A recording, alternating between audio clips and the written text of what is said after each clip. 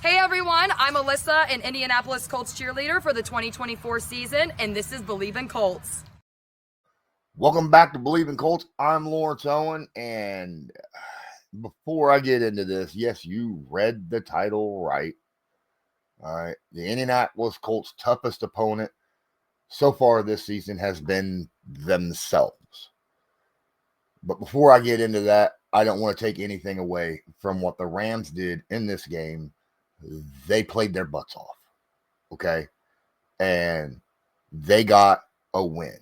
Congratulations to the Los Angeles Rams, Matthew Stafford, Puka Nacua, that defense.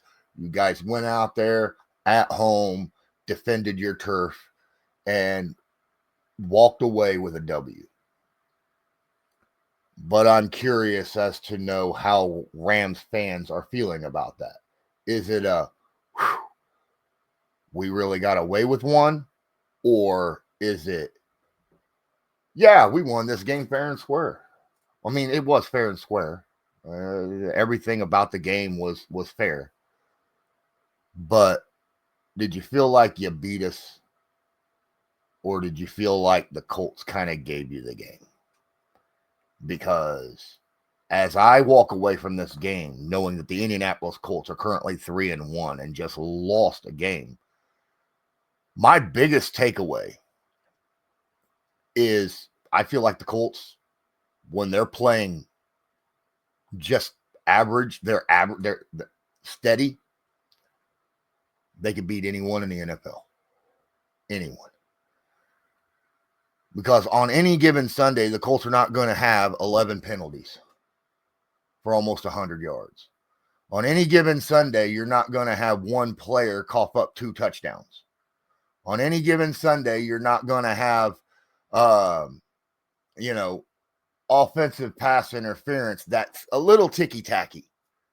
3 big-time plays called back to penalties. On any given Sunday, you're not going to have 10 guys on defense and the guy running the go route, the guy defending him in man, trips over his own feet, and you get an 88-yard freaking bomb for a touchdown. I mean, the way I see it, Indianapolis Colts beat themselves on this game. They deserve to lose. All right. The Colts deserved to lose this game. 100%. They need to go home and look in the mirror and tell themselves never a freaking again. Now, when it comes to a lot of you talking about A.D. Mitchell, he made some mistakes in this game. He played like a rookie. Well, let's be fair. His rookie year wasn't very good either, but he made some pretty darn good plays in this game as well.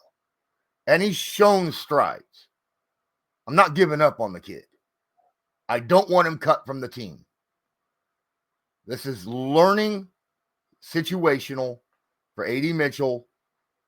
He needs to pick himself up by the bootstraps, look himself in the mirror, and say, never again. All right. Tyler Warren, so solid so far this year. I don't care what anyone says. If you say that pass interference penalty, that offensive pass interference penalty shouldn't have happened, shouldn't have been called, you need to check yourself. Because no offensive player is allowed to put your hands on a defensive player and move them out of their way. Because a defensive player has as much right to that field as an offensive player. That was a pass interference. Okay? Doesn't always get called, but it was definitely a pass interference. It's just, there was a lot of stuff going on in this game. Before the game ever started, what did I say? I said, we better double down on Puka Nacua. Go ahead and put Ward on Devontae Adams, island him. I think Ward did a fine job against Devontae for the most part this game. But we needed bracket coverage against Puka Nacua. The Colts did not do it. And what happened? Puka ends up with 13 catches and 170 freaking yards. All right. Not cool. Look, Matthew Stafford, 29-41, 375 yards, 3 touchdowns. Whew. Man. Had we not had the mental lapse of that last touchdown,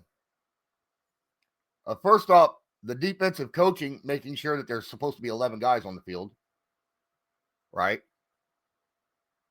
And then, of course, Mekhi Blackman tripping over his own feet on that play. He would have had under 300 yards and 2 touchdowns. Mental lapse. Not something you see every game. All right. He's still very solid numbers, though. All right. Kyron Williams, 13 carries, 77 yards. That's 6 yards a carry. Colts, you can't do that. Now, for the day, the Colts averaged around 4 yards a carry, or the Rams averaged about 4 yards a carry as a team. All right, because Blake Corum couldn't get more than 2.3 yards a carry on 9 carries. So overall, but Kyron Williams in that first quarter, he was chunking 10 yards, 10, 12 yards every time he touched the football. It took a while for the Colts defense to get in. I got to give props, player props, to guys who had good games. I already named one. Charvarius Ward, I think, did a fine job. I think he did a really good job. DeForest Buckner. I think DeForest Buckner did a very good job today. Defensively, Laiatu Latu, best game of his year right now. Maybe the best game of his career. All right. He had 9 pressures, I think 5 quarterback hits, and a sack. Heck of a game. He was beating that right tackle like a drum all night long. He was absolutely fantastic. I think Tyler Warren had a pretty darn good game overall, outside of that penalty. Running the football, Jonathan Taylor, even though some of those yards were tough, and you look at it and you look at his overall numbers, 17 carries, 76 yards, 4.5 yards carry, played a hell of a game. Had a 60-yard called back. He would have had another 100-yard game if it wasn't for a holding call by, I'm not going to mention the name again. I think Jonathan Taylor did a fine job outside of 2 specific plays. And those are screen plays where he lined himself out of position outside the blocking box of the screen when he caught the football. He got himself tackled. And what that tells me is they don't practice those enough. I've been screaming for those 2 exact plays since week 1. Getting Jonathan Taylor a running back screen in the flat. Right? I've been talking about it. And it was there. Those 2 screens were there. He was going to get chunk yardage had he just been inside the blocking box. But he lined himself outside the blocking box, got himself tackled behind the line of scrimmage on both of them. They just need to practice that more. That's how I see that. They just need to practice it more. They must not practice running back flat screens very much at all. I don't want to hear any Daniel Jones slander. If you look at the box score, you're like, ew. 1 touchdown, 2 interceptions, and a fumble. One of those interceptions was his fault. Technically, he did throw multiple bad balls in this game. One of the picks was his fault. Another drive, he threw one and went right through a safety's hands. Those were two bad passes. The other interception, guys, come on. It was the end of the game. He was trying to make something happen. And they were down a touchdown. They were behind the sticks on downs, time running out. He had to look. He had basically three guys, someone short, two guys going deep. All right. The short guy is not going to be enough yardage to get a touchdown or to get him in a position to get the touchdown. He threw one deep. The two guys that he had a real option for, one was Michael Pittman Jr., who I feel like also had a pretty good day, and the other was A.D. Mitchell. And at the end of the day, I don't care what Daniel Jones was saying after the game about I haven't lost faith in him. At that point, he wasn't throwing A.D. Mitchell the football. It doesn't matter if there wasn't anybody within 20 yards of him. You know it, and I know it. A.D. Mitchell was not getting the football at that point. So you give it to a guy who you throw it towards a guy who you know is a big, tough, tall, strong wide receiver that is really good at 50-50 balls. It just turned out bad for him. Another big thing I learned from this game, if Alec Pierce was playing in this game, we win by multiple scores. Period. I've said all year how important Alec Pierce is to this team.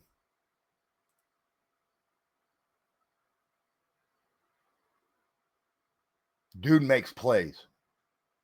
Dude makes tough, hard-nosed catches look routine.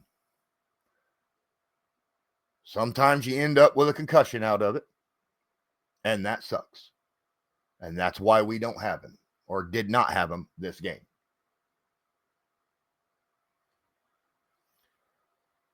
A lot of people want to know why Jonathan Taylor only had 5 carries in the first half. Well, to be fair, the Colts didn't have very many offensive snaps in the first half. Go look at it. I think they had a total of 15 snaps, right around abouts. Jonathan Taylor had 6 touches of those 15. It's pretty good numbers. Granted, they probably should have ran the ball more because he was averaging 5 yards a clip early down. I understand. I said even before, the Colts are going to have to pass their way into this game to open up the run lanes because the Rams' run defense was good. But every time Jonathan Taylor touched the football, he was making plays. What's the number one rule of any sport? If the defender cannot stop something, you keep doing it until they find a way to stop it. They weren't stopping Jonathan Taylor. You keep feeding him until they find a way to stop him. And they weren't stopping him in the book. The only people that was able to stop Jonathan Taylor running the football was Colts players. Too many mistakes. Absolutely. Too many mistakes by too many players. Dalton Tucker got beat up so badly in this game that on a designed pass play,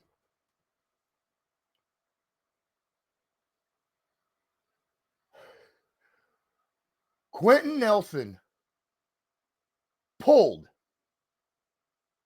from his spot at left guard to back up Dalton Tucker to help create a clean pocket. When you have to take your best offensive lineman and pull them, you know something's wrong. And they did that. Not good. The Colts left, by my estimation, at minimum, 17 points on the field. At minimum. They should have had at least 37 points in this game. More, right? Yeah, 37 points at minimum. But too many mistakes. I don't see that moving forward. And I said, Daniel Jones does not have the arm to throw 60-yard bombs. It's just fact. Facts. If he does, it's a rainbow. He could put enough zip in inside 20, 25 yards to get it in somewhere tight. Seen that, which is nice to see. Jones was pretty accurate. I mean, he was still over 60% completion percentage, right? On the day, 24 of 33, 262 yards and a touchdown with those 2 picks. Oh, and that fumble, that wasn't his fault. That wasn't his fault. He got hit on the blind side on a whiff of 2 offensive players that should have been there to block. First off, I think it was DJ Giddens that was the running back. Should have went outside to help Chip. Instead, he went inside for a pass.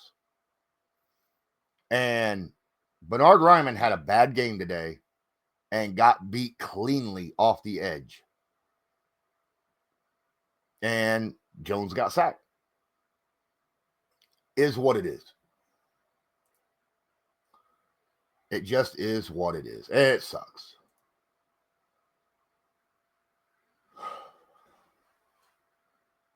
I would like to say that overall, I think the Colts did fine. Oh, Rigoberto Sanchez had a good game too. Give that man the ball. Just saying. He did fine. I feel like I walk away with this game feeling like we can beat anybody out there, especially when we're healthy. We get Alec Pierce back, we're good. God, please don't get hurt no more, because you're so important to this team. Not just your big play ability, but the fact of how you open things up, because you are a big play threat and everybody knows it. And you don't make the dumb mistakes that a lot of the dumb mistakes that we have seen today in this game against the Rams.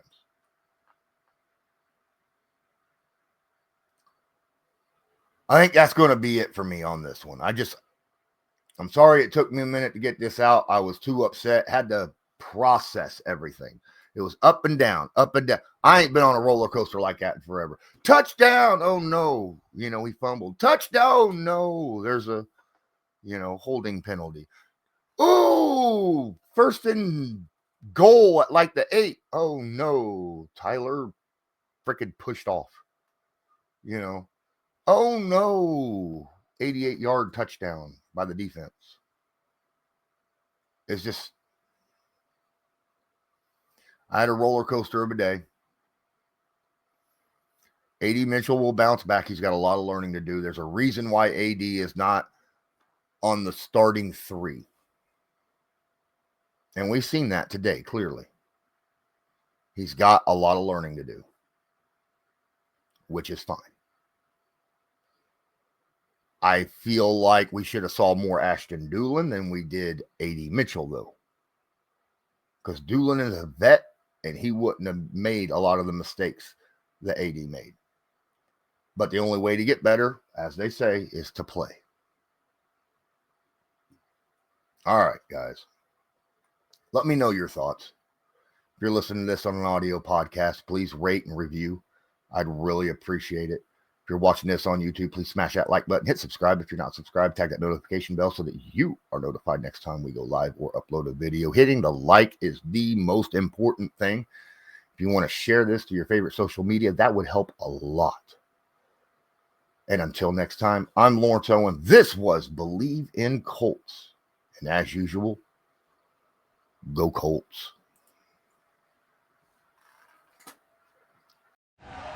Do you believe?